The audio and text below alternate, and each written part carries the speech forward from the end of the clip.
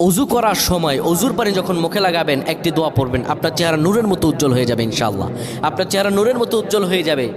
চেহারা থেকে ব্রণ, মেস্তা, কালো দাগ সহ যাবতীয় সমস্যাগুলো আল্লাহ তাআলা দূর করে দিবেন এবং আপনার রিজিকে বরকত হবে ইনশাআল্লাহ।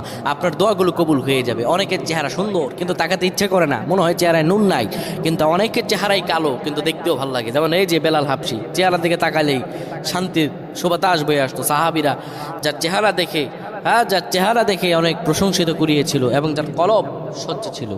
প্রিয় ভাইরা আমার, অজু যখন আপনি করবেন, অজুর পানিতে যখন আপনার চেহারা ভিজাবেন, তখন অজুর পানিতে আপনি এই দোয়াটা 3 বার পরে, দুরূদ শরীফ 3 বার পরে ফু দিবেন।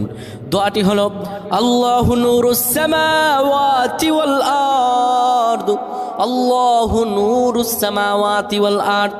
পানিগুলো নিয়ে সেই পানির মধ্যে আপনি ফু দিয়ে চেহারার মধ্যে লাগাবেন। আমার